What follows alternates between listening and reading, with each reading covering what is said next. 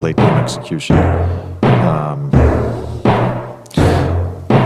No, ain't no party like a Diddy party, so. Yeah, that's what's up.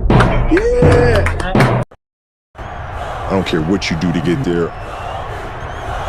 The goal is to win. I thought I wasn't gonna have any YouTube videos. Damn, I don't know where this cold came from. Damn. Late spring, early summer allergies. I don't know what's going on. Ever since been on the West Coast, I barely get allergies anymore. Used to growing up in Milwaukee, man, the allergies were terrible. Itchy eyes, runny nose, sneezing. But now I'm in this, what you could call it, Mediterranean climate now. Well, at least in California. It's still desert out here in Arizona, but man, allergies still find a way to creep. Anyways, I feel all stuffy now. But anyways, like I said, I thought I wasn't going to make any YouTube videos. I was going to make Rumble videos, which I still will do. So I get the time to do it. Because I got to talk about some Zion Williams, some goofy ass. And Stephon Diggs. Because some people just, everything just ain't for public consumption. Turn the cameras off. Damn. And some other things. But anyways, I just so happened to watch.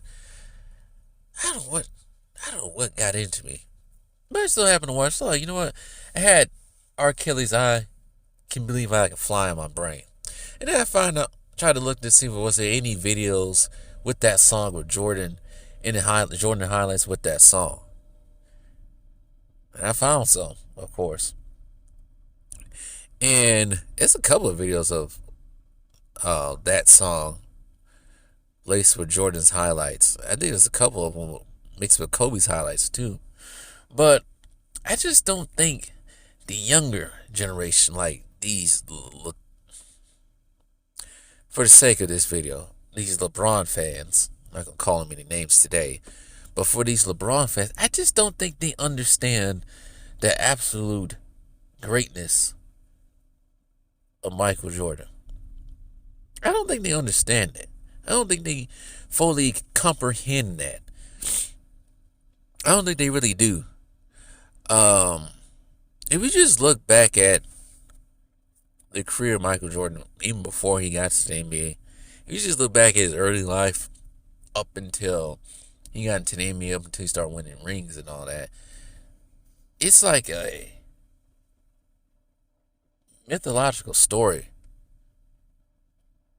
You really know? You think about it, these dudes decide to ever do the research on Michael Jordan's career thoroughly instead of just sprouting out the mouth, just saying dumb stuff like Michael Jordan was a nobody at age 23 when a man already had a shoe contract. Had a shoe contract, and I think he was a 3-time All-Star, putting 43 points on the heads of the Boston Celtics. 1985-86, Boston Celtics are considered to be one of the greatest teams ever. Yeah, it's completely disrespectful when they say that. Rage bait or not, it's completely disrespectful. But for the way this man started with his career, we all know that basketball was not his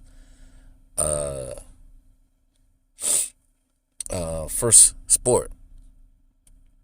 It was considered to be football and baseball, actually. Yes, I remember back in, what was it, middle school? Maybe it might have been middle school. I had to do a report on Michael Jordan. So I know all about this. But yeah, the basketball was not his biggest sport like that. That was not the focal point of his sport. But we all know the story of him trying out for the high school team, being cut because he was too small. Worked himself to get greater until he grew a couple of inches. And then him going to North Carolina, winning the championship in North Carolina. Even when he came into the league, he wasn't a number 1 overall pick like some people probably think he was. No, he was not. He was a 3rd overall pick. And then even then, some people even thought he would be that great. I think some people was comparing him to being, I'm trying to think of the basketball players comparing him to be.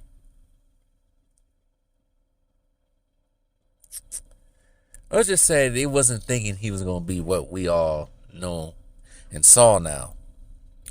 But the fact that he never missed the playoffs after Chicago Bull, which these LeBron fans seem to keep getting mixed up because they act like he never made it to the playoffs until Scottie Pippen, which was the biggest lie ever. The fact that he had to grind hard, the competitiveness of him in his sophomore season with Chicago, coming back from that fractured foot and just putting an absolute just scoring clinic on the Boston Celtics post a foot injury like that one he had. Putting 63 points on the Boston Celtics head, and most of those points scored were mid-range and layups and dunks, not threes. Putting 63 points, something that would, so far, what has it been? In 1986, so it's almost been 40 years, and no one has broken that record, playoff record, of 63 points.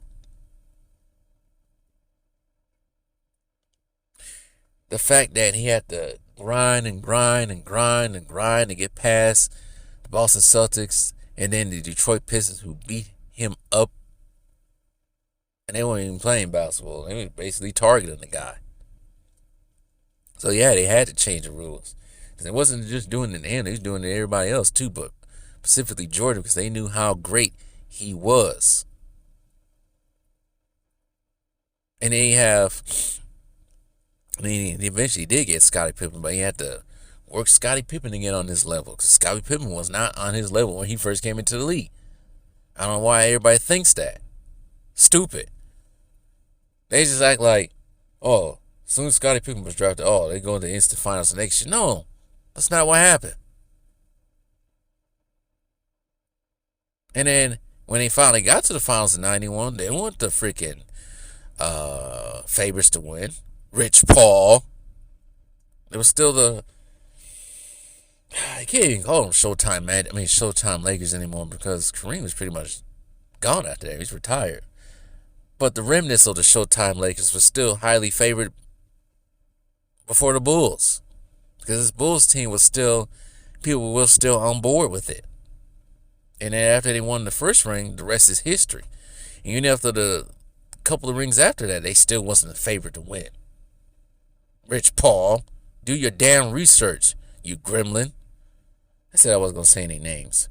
But the fact that this guy was a showman,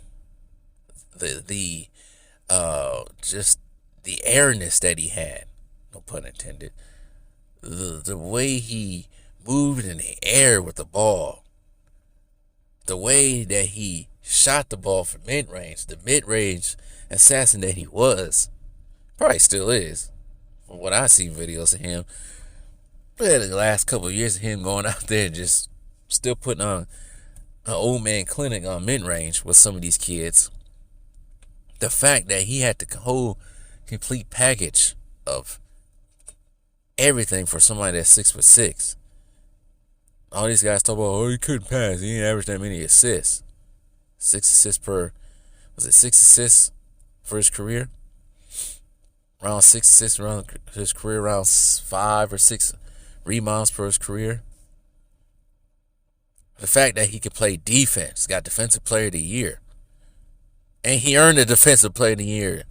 Nimrods out here trying to act like, oh, I don't think he deserved that Defensive Player of the Year. Wherever that guy was, they tried to come out, was it last year sometime? They tried to come out and act like Jordan didn't deserve that Defensive Player of the Year award in 88.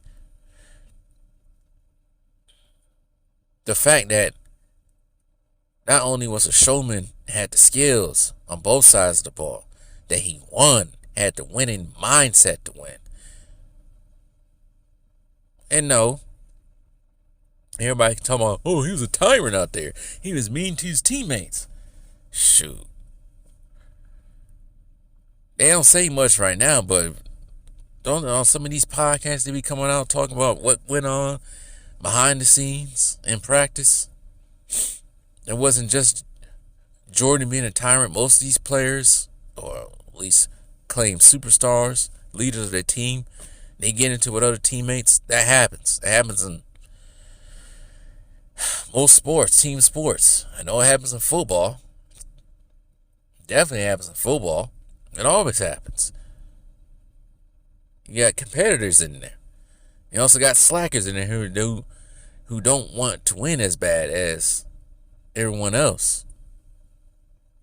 The drive to win. The will to win.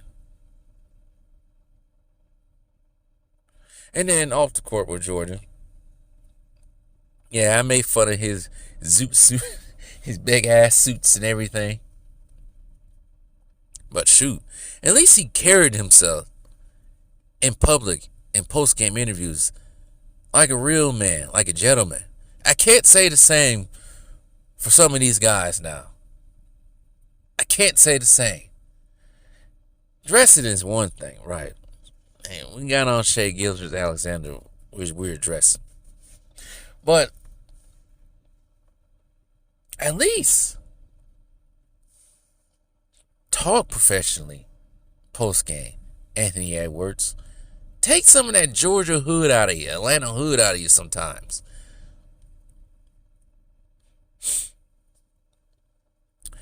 But going back to Jordan. Jordan was an absolute winner.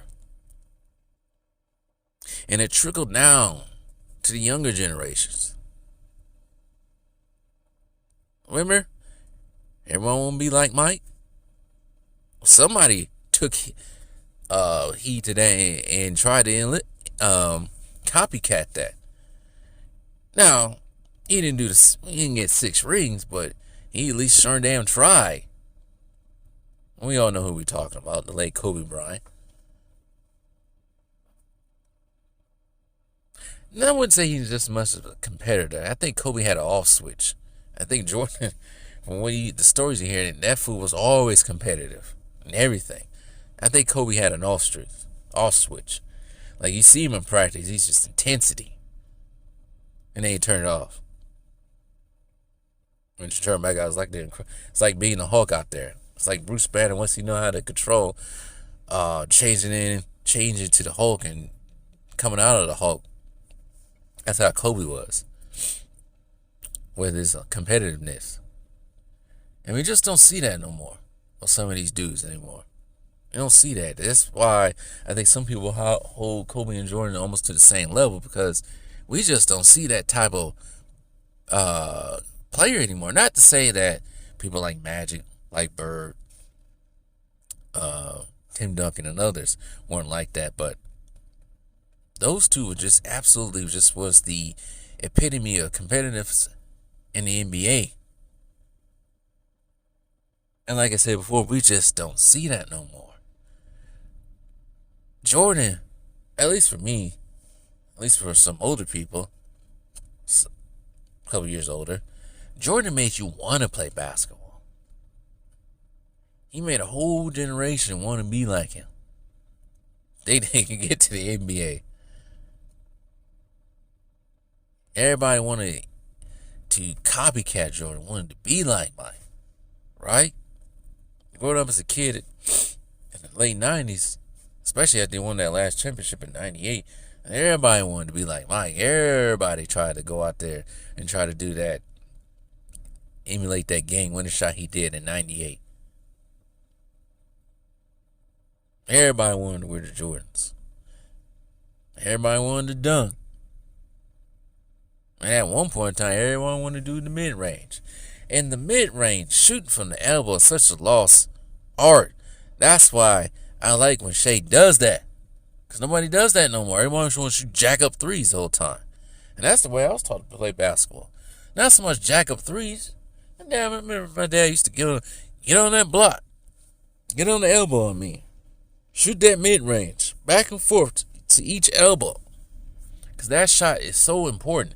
And I don't know why the hell these freaking these idiots who think they know basketball, these nerds out here, these analytic people, I don't know why they don't get that. The mid-range, I think, is a much better shot. Yes, it's 2 points. Ooh, it's 2 points. But it's worth more when it comes down to the nitty-gritty of winning the game. See, that's the problem with Anthony Edwards and people like Jason Tatum. They rely on that three so much, everybody knows what they're going to do. It's too predictable. And you make the defense, like, shoot, almost get lazy out there. Because now they know, oh, we ain't going to shoot it from three. All we got to do is make sure we just stop him from shooting from three. Oh, shoot. He ain't going to make every once. He bricked the last three. Oh, go another brick. Mid-range. Try to hold somebody for mid-range is a little bit different. A little bit hard, especially when you got people who really know how to use that mid-range.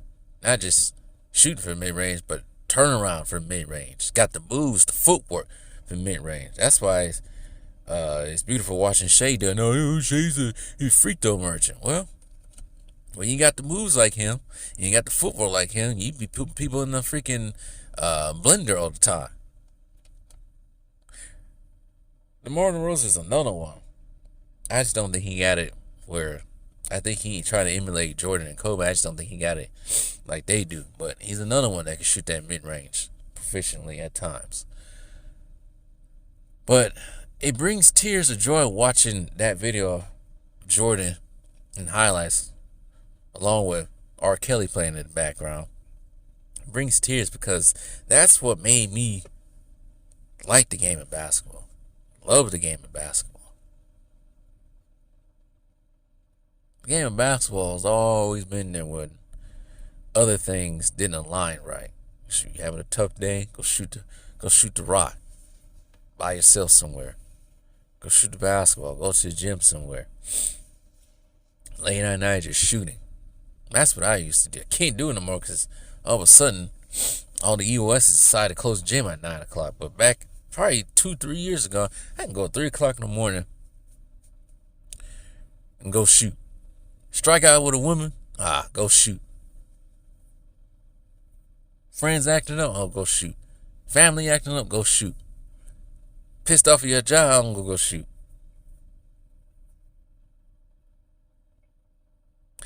I don't understand how these kids now.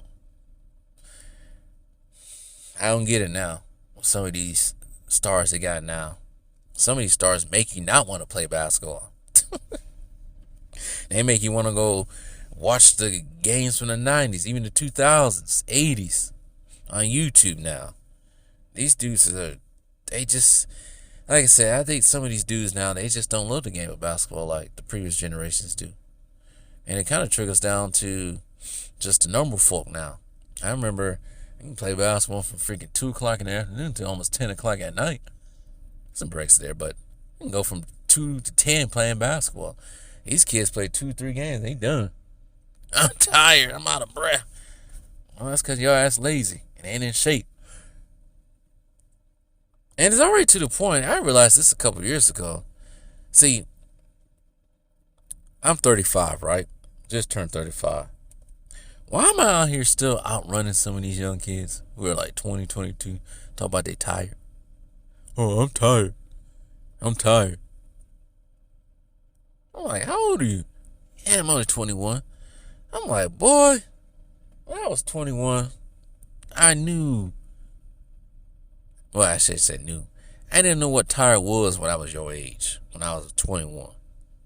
I remember back when I was 21, 22, I'd go play at, I was in college, I'd go play with the team and everything. And then an hour later, go play with the homeboys somewhere else. I've been getting to play with the team like 4 games with the team. And then go play another 4 games or full court with the homeboys, with the brothers and everything. Then get up and do the same thing again the next day. These kids can't do that no more. They ain't got no conditioning for that. But it's probably coming back to home now. This Achilles, man. It's Achilles. Achilles just won't heal. I thought it healed, then all of a sudden it just started flaming up again.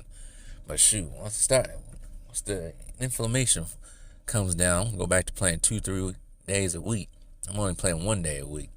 But yeah, these kids these days, I feel so bad for them when it comes to basketball. They just don't know. They just don't have the same. I don't know. Maybe they don't have the same thrill. They just missing out on what we grew up with, especially when it comes to NBA basketball. They don't have. It's just not it anymore. Partially why I'm kind of done talking about basketball on YouTube, because I don't have the love for it no more. Because what I'm watching is just at times just it's not beautiful to watch. You know, it was beautiful to watch back then, years ago, many years ago. It's just not appealing to me anymore. And I'm sure it's the same for some of you guys too, because I seen it in the comment section. Some of you guys saying, I haven't watched NBA basketball in so long. So, anyways, there's a reason why many people consider Jordan the GOAT. Global icon, basketball icon, professional. Name still being talked to this day. And people had to get out of here with this whole, oh, Jordan was a bad teammate. He was a dictator. Well, like he said, you say that because you never won nothing. It is who I am. That's how I played the game. That was my mentality. If you don't want to play that way, don't play that way.